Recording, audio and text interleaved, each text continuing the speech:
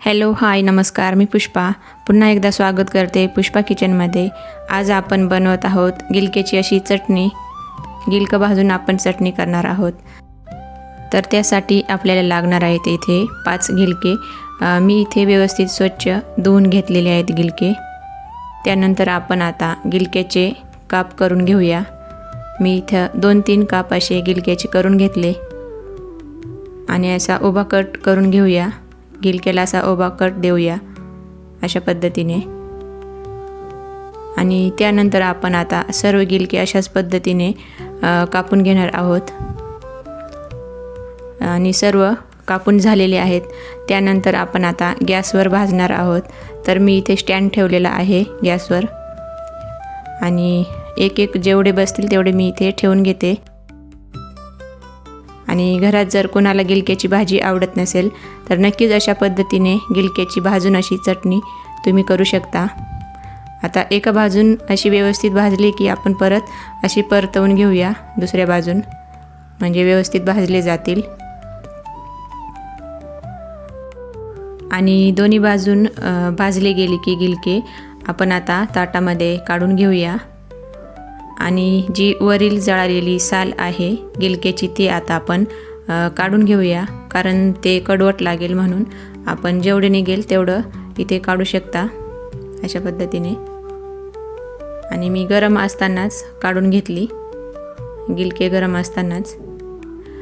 आणि त्यानंतर मी इथं दगडी खलबत्त्यामध्ये वाटून घेणार आहे जाड भरड अशा पद्धतीने।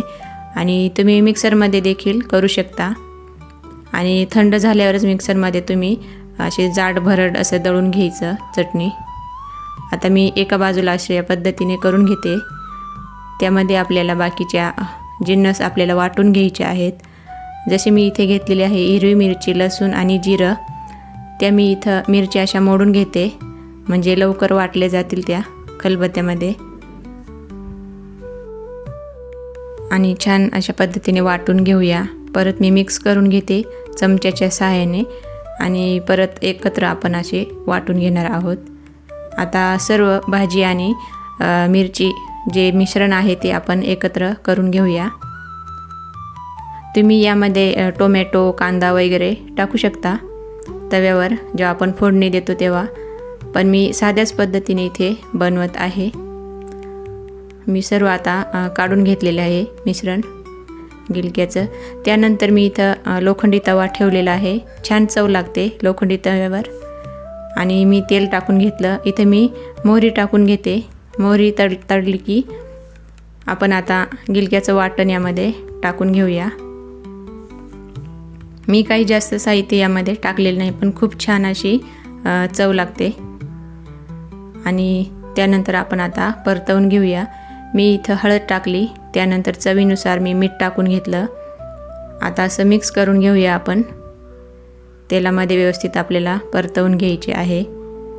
आणि त्यानंतर आपण थोडा वेळ इथे झाकण ठेवणार आहोत, कारण पूर्णपणे आतमध्ये भाजले गेले नव्हते गिलके, म्हणून थोडा वेळ आपण 1-2 मिनिट झाकण ठेवून घेऊया। आपल्याला चटणीमध्ये पाणी वापरायचेच नाही, पण मग वाफेवरच आपल्याला शिजवायची आहे गिलक्याची चटणी। आणि परत एकदा असं मी मिक्स करून घेणार आहे। आणि गिलकं हे आतून शिजलं की नाही आपण चेक करून बघूया, पण मी इथं थोडा वेळ अजून झाकण ठेवणार आहे, 1-2 मिनिट। त्यानंतर आपली चटणी ही तयार आहे। तुम्ही पोळीसोबत किंवा ज्वारीच्या भाकरीसोबत किंवा मग बाजरीच्या भाकरीसोबत खाऊ शकता। आपली इथे चटणी तयार आहे, खूप छान लागते। नक्कीच एकदा अशी पद्धतीने तुम्ही करून बघू शकता। आणि व्हिडिओ आवडल्यास नक्कीच लाईक, शेअर आणि कमेंट करायला विसरू नका। सबस्क्राईब करायला देखील विसरू नका। धन्यवाद।